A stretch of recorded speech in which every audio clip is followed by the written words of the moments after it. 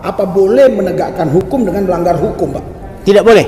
Kalau tidak boleh berarti harusnya bisakah Muhammad KC dibebaskan, Pak? Seharusnya dibebaskan karena memang sudah terang tadi penangkapannya tidak sah, penetapan tersangkanya tidak sah, kemudian penahanannya tidak sah, semua melawan hukum. Bapak siapa namanya? Saya dengan Jimmy Dok di Sitompul. Oh, tadi datang ke pengadilan ini sebagai apa, Pak? Sebagai saksi meringankan. Maksudnya meringankan. Ya. Oh, belum. Terus dalam kesaksian Bapak menceritakan tentang apa, Pak? Tentang kejadian yang dilakukan oleh yang mengaku namanya polisi untuk datang ke rumah. Yang saya sampaikan, Pak, ya apa yang saya tahu, yang sebenarnya. Iya. Nah, terus tadi saya mendengar dari Ibu katanya waktu itu ada 6 orang dari yang diduga kepolisian datang ke rumah Ibu. Ya, betul, Pak. Itu ngapain mereka ke rumah Ibu? Ya, mereka datang ke rumah. Mereka berpikir bahwa Pak KC itu kami sembunyikan di rumah. Padahal Ibu nggak ada menyembunyikan. Tidak ada, Pak. Tidak ada kami sembunyikan, Pak. Bapak tadi menjadi saksi juga, Pak? Benar. Bapak siapa namanya? Pak Kadek. Bapak tinggal di mana, Pak? Tinggal di Bali. Biar kelihatan pengadilannya, Pak. Pengadilannya, Pak. Biar kelihatan pengadilannya. Bapak tinggal di mana tadi? Tinggalnya di Kabupaten Badung, Bali. Oh, gitu. Ya. Kenapa Bapak sampai datang ke Pengadilan Negeri Jakarta? Karena diminta untuk menjadi saksinya Pak KC. Bapak waktu itu didatangi oleh 6 anggota Polri itu, ditanyain apa aja, Pak? Ditanyain kenal sama Pak KC atau tidak ya. Saya bilang tak kenal karena dia kakinya pincang yang saya kenal. Oh, gitu. Ya. Terus tadi saya dengar ada waktu ada itu mau langsung mau pergi ke Jambi. Sebentar, Pak. Bapak bagaimana Pak tadi waktu pengadilan, Pak, rasanya? Ya, singkat aja. Mau sama ke Ciamis puji Tuhan sudah selesai ya pemeriksaan. Jadi besok kita akan memberikan kesimpulan. Doakan mudah-mudahan hakim memberikan keputusan yang terbaik. Enggak, Nggak bisa panjang-panjang karena saya harus berangkat ke Ciamis. Oke. Atau mau sama kalian? Semangat terus ya. Nanti semoga pakaian. Nah, gimana tadi Pak? Selanjutnya Pak tadi? Ya, kami siap untuk datang ke Jakarta sebagai saksi. Enggak, yang dari pihak kepolisian tadi itu waktu datang ke Bali ke rumah Bapak dia ngapain aja? Singkat Pak. Oh, dia datang mengambil beberapa barang bukti, yaitu HP 2, laptop sama peci dan songkok. Emang Bapak diduga mencuri apa diduga teroris atau diduga apa, Pak? Tidak, saya dimintai bahwa saya diduga menyembunyikan Pak KC, jadi saya banyak dimintai keterangan. Emang Pak MKC ini siapa, Pak? Saya tidak tahu, sebatas tetangga saja. Oh iya, jadi waktu dikatakan menyembunyikan, apa yang Bapak benar menyembunyikan Pak KC? Saya tidak pernah dia mengatakan menyembunyikan, tetapi penafsirannya semua di lingkungan itu dikirain kami lingkungan menyembunyikan dia. Bagaimana pengadilan tadi, Bapak rasa puas pertanyaan-pertanyaan? Saya puas, saya sudah merasa lega dan tidak sudah terpendam ada duri-duri dalam yaitu hati saya sudah lega sehingga pengadilan sudah melangsungkan semuanya. Baik, terima kasih kepada Bapak pengacara. Siap. Ya, ketiga pengacara, ya termasuk kawan-kawan yang dari Bali, terima kasih. Ini semua karena karya Tuhan. Amin. Ya, tadi waktu persidangan dipimpin oleh hakim tunggal ya. Ya, mungkin hakim tunggal. Ibu Batubara atau marganya kalau nggak salah. Itu Bapak merasa puas atas pimpinan beliau dalam persidangan ini? Puas. Ya. Bagaimana Pak pengacara? Jadi hari ini saya membuktikan gugatan pra peradilan kita, di mana kita sebut bahwa penetapan tersangka, penculikan atau penangkapan, penahanan itu tidak sah, termasuk tindakan lain daripada penyidik tidak sah karena dilakukan dengan cara-cara yang tidak benar sesuai hukum acara. Nah, untuk membuktikan itu hari ini saya ajukan kurang lebih mendekati 100 bukti, termasuk surat-surat ke seluruh lembaga, pemimpin lembaga yang ada di negara ini, supaya memberi hatinya kepada MKC karena dia diculik, ditangkap, disiksa dan diperlakukan sangat tidak adil di luar hukum di rutan Bareskrim Polri. Nah, tetapi seluruh pemimpin negara ini tutup mata, tutup telinga, maka benarlah firman Tuhan yang mengatakan bermata tapi tak melihat, bertelinga tapi tak mendengar. Itu firman Tuhan. Bukan kata saya. Baik. Maka saya nanti akan gugat itu semua ke pengadilan. Semua orang yang saya surati atau pejabat negara yang saya surati, yang diam saja, ada akibat hukumnya. Dia berarti menolak untuk memberikan keadilan kebenaran menurut undang-undang. Membalas, saya ucapkan terima kasih. Tuhan memberkati yang sudah membalas surat-surat kami. Tetapi yang diam juga pasti saya gugat perbuatan melawan hukum, minimal sebagai turut tergugat. Karena kenapa? Habis pra-peradilan ini setelah kita menangkan nanti ini, saya mengajukan gugat lagi perbuatan melawan hukum. Karena tidak boleh orang dipaksa makan tai. Saya sudah berumur 47 tahun. Baru kali ini saya temukan ada orang dipaksa makan tai di Bareskrim Polri. Saya sangat terhina. Sebagai orang Israel atau pemenang, saya tersinggung. Dan sebagai penegak hukum, saya akan lepaskan jubah pengacara saya kalau saya tidak memperjuangkan hak-hak orang yang teraniaya. Itulah komitmen saya. Dan saya sudah tawarkan tanah saya 4 hektar untuk membiayai perkara ini, supaya tidak banyak YouTube yang sembrono di sana berbicara. Amin. Saya harus perjuangkan dan saya akan lindungi semua umat beragama. Ada nama agama dijamin oleh undang-undang, saya akan lindungi tanpa membedakan agama manapun. Dan itu selama ini sudah saya lakukan. Dan tidak boleh lagi penutupan tempat ibadah. Kalau ada aparatur pemerintah di negara ini menutup tempat ibadah berhadapan dengan kami, agama manapun pasti kami bela. Amin. Semua orang harus boleh beribadah. Amin. Itu intinya. Nah, apalagi di sini saya bawa 3 pendeta diperlakukan seperti teroris. Anda yang sekarang pendeta, pastor, kiai, ustadz atau siapapun Anda pengurus keagamaan, sekarang boleh menimpa para pendeta ini. Tapi bukan tidak mungkin besok para ulama, para dai, para habib, para biksu bisa juga diperlakukan yang sama. Maka saya jadi curiga dengan adagim atau slogan-slogan yang berseliweran di luar sana. Jangan-jangan sudah ada PKI gaya baru juga nih. Ini pendeta beda gereja dengan MKC. MKC kan di KTP-nya Islam. Mereka ini pendeta beda denominasi dengan pendeta ini, beda dengan pendeta ini. Ada 3 pendeta diculik tanpa surat, hanya menyatakan kami polisi. Seolah-olah kalau polisi boleh berbuat apa saja. Itu tidak boleh. Saya katakan ya, satu di antara pendeta ini ada kerabat Irjen Pol, tapi mereka tidak sombong. Sampai sekarang tidak diberitahu itu kerabatnya. Tetapi perwira pertama ini tadi, satu di antaranya masih mengancam di lorong pengadilan. Sudah saya siapkan mereka jadi saksi. Saya cuma pergi sebentar ke kantin beli minuman buat mereka karena mereka sudah jauh dari Bali. Begitu dilihat saya tinggal langsung disamperin. Hati-hati, isi handphonemu sama saya. Artinya handphone mereka diambil secara paksa dan di cloning. Ini Pak, ini penting nih Pak. Ini penting ini.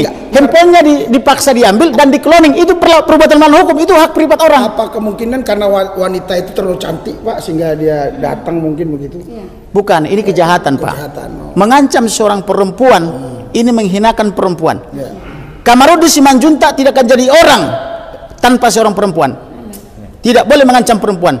Hanya pengecut yang mengancam perempuan, apalagi di lingkungan pengadilan. Saya katakan sekali lagi, saya marah saya akan surati Kapolri minta pertanggungjawaban. Kenapa perempuan di lingkungan pengadilan harus diancam? Saya akan surati Kadipropam. Saya akan surati lagi Presiden Jokowi. Maka saya bilang kepada Pak Jokowi, tolonglah Pak Jokowi, hentikan dulu pembangunan infrastruktur. Inisialnya bisa bangun dulu ini. Tadi dia menyebut, nggak usah pakai inisial. Tadi dia bilang ada bernama Sandy ya, mengancam di ruang atau lingkungan pengadilan negeri Jakarta Selatan. Itu tidak boleh. Mengancam di luar saja tidak boleh, apalagi mengancam di lingkungan pengadilan. Mau apa nih negara? Rusak negara ini kalau begini terus. Saya sudah capek ini memperjuangkan keadilan buat masyarakat. Jadi oleh karena itu saya katakan ini perkara sudah 5 ya. Perkara dia sebagai tersangka, perkara dia sebagai korban, perkara sebagai pengadu ke Propam, perkara pra peradilan, perkara pokok dibawa ke Ciamis. Saya akan timbulkan lagi perkara lain. Maka saya jual aset-aset saya untuk memperjuangkan ini. Saya akan buat lagi perbuatan melawan hukum. Tidak boleh orang dipaksa makan tai, apalagi di Bareskrim Polri. Saya akan buat semua pemimpinnya. Saya pastikan mereka saya buat pengadilan. Semua yang terlibat saya buat, termasuk yang tidak mau menjawab surat, karena berarti menyetujui perbuatan memaksa orang makan tai. Saya pastikan itu. Kemudian akan saya buat tata usaha negara. Semua pejabat tata usaha negara yang terlibat atau yang sengaja mendiamkan perbuatan itu, saya akan gugat. Kita buktikan negara ini benar-benar negara hukum. Saya konsentrasi untuk itu. Saya ini belum tidur beberapa hari. Dan malam ini juga saya tidak akan tidur lagi karena saya membuat kesimpulan.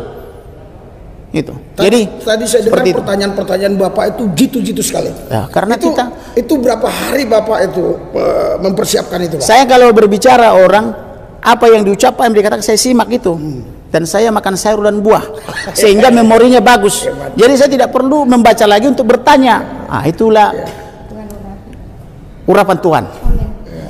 Bapak percaya atau tidak, Tuhan itu ada. Tadi malam ini saksi bertiga datang dari Bali, saya wawancarai. Mereka cerita kepada saya di Tangerang bahwa handphonenya dirampas. Saya lagi berpikir bagaimana cara membuktikan bahwa handphone mereka dirampas. Kemudian dia bilang handphone kami juga di cloning. Dari mana taunya di cloning? Karena materi-materi konten handphone yang sudah di clear chat atau sudah dihapus karena kepenuhan datanya bisa diretract lagi katanya dan ditanyakan ke kami. Loh, berarti benar handphone mereka di cloning sehingga penyidik 6 orang diduga polisi tahu. Nah, tahu-tahu Tuhan izinkan mereka datang ke sini tadi pagi mengancam, isi handphonemu ada di saya. Berarti benar. Jadi mereka bunuh diri tapi atas persetujuan Tuhan. Tadi malam saya lagi berpikir dan berdoa bagaimana cara membuktikannya bahwa mereka membuka handphone orang tanpa izin. Tahu-tahu datang tadi bunuh diri dengan cara mengancam, isi handphonemu sama saya ya. Saya tidak tahu isi handphone ibu ini ada apa, kenapa sampai ibu ini diancam dengan isi. Itu semacam intimidasi. Artinya lu datang bersaksi mengatakan yang benar ke pengadilan, hati-hati kamu, kurang lebih gitu. Dia tidak tahu satu di antara 3 pendeta ini adalah saudara daripada Irjen Pol. Padahal mereka tidak pernah pamer. Mereka percaya bahwa pemerintahan adalah berasal dari Tuhan sesuai kitab Roma, yaitu surat Apostel Paulus kepada gereja Roma, bahwa kita sesuai pasal Roma 13 ayat 1, kita harus tunduk dan patuh kepada pemerintah karena pemerintah adalah berasal dari Tuhan, begitu kata Paulus kan begitu. Nah, oleh karena itu mereka tidak pernah pamer. Ada saudara kami Irjen Pol nggak pernah dibilang perwira tinggi loh itu Pak Irjen Pol itu, tapi mereka tetap rendah hati sebagai pendeta. Saya salut sama mereka bertiga ini. Walaupun mereka pendeta diperlakukan sangat tidak adil, diperlakukan seperti terorisme, ditangkap tanpa surat penangkapan, digiring ke satu warung, kemudian handphonenya dirampas, kemudian dimintai keterangan dari siang sampai malam. Mereka patuh aja. Karena saya terkadang memang agak kurang setuju dengan pendeta ini. Harusnya mereka harus berani mengatakan tidak gitu loh.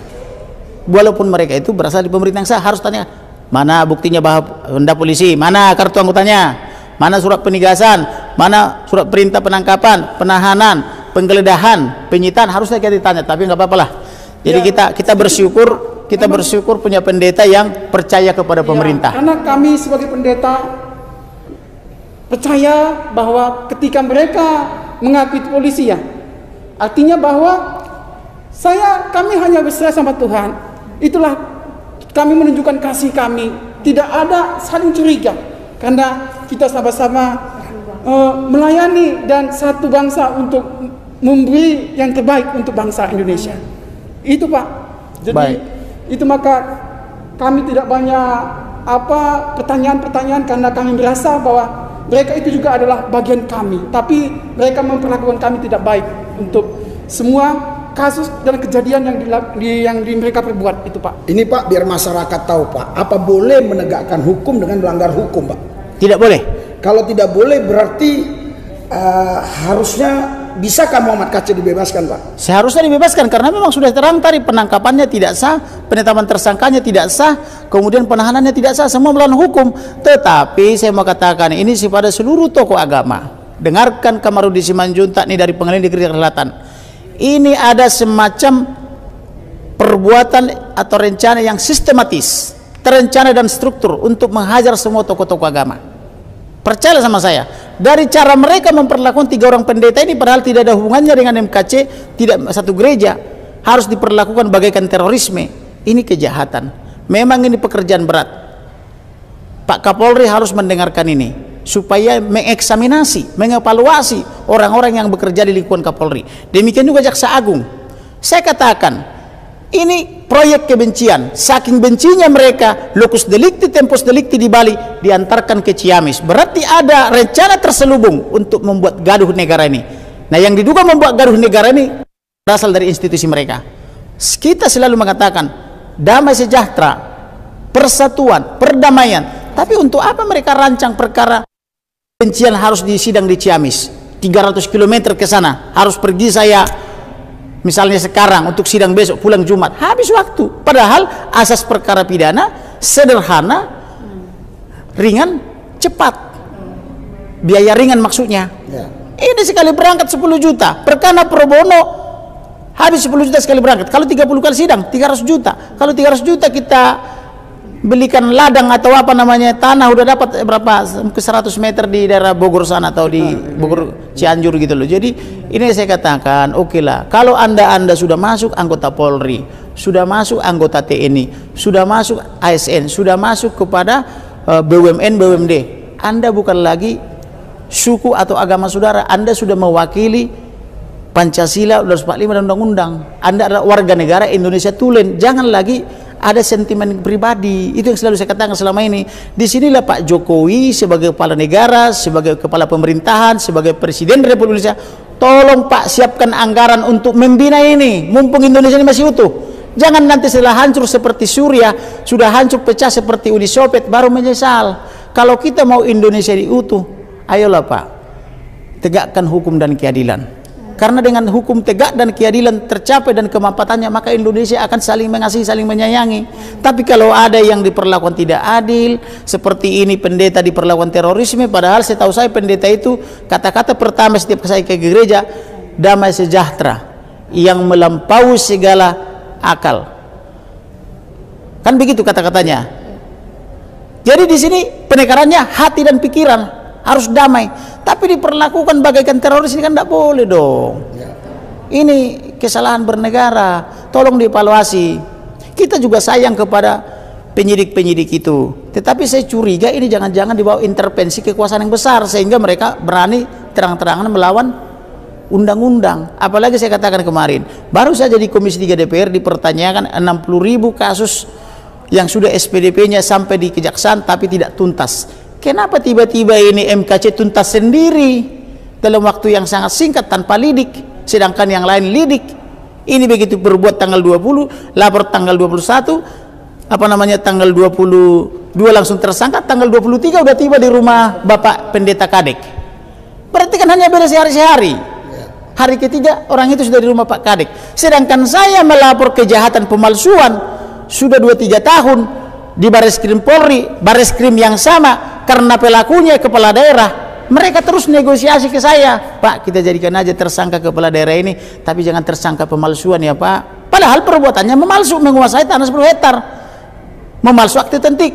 Jadi tersangka apa ini Pak? Tersangka memasuki pekarangan tanpa izin aja ya Pak. Kenapa giliran pelakunya aparatur pemerintah atau pejabat pemerintah, penyidik ketakutan? Nah ini yang tidak boleh, katanya hukum harus ditegakkan. Sekalipun langit runtuh, hukum ditegakkan. Via justisia, ruat kolom katanya, tapi giliran pelakunya kepala daerah ketakutan gitu. Jadi kalau begini, untuk apa kita bernegara? Malu. Saya mendingan saya jadi tukang bakso aja lah, jadi petani aja lah. Kalau begini, bikin malu. Malu saya menyandang gelar penegak hukum kalau nggak bisa hukum ditegakkan. Kira-kira begitu Bapak Pendeta. Sidang peradilan kemarin yang saya ikuti, waktu itu baca itu suaranya seperti suara singa Yehuda begitu ya.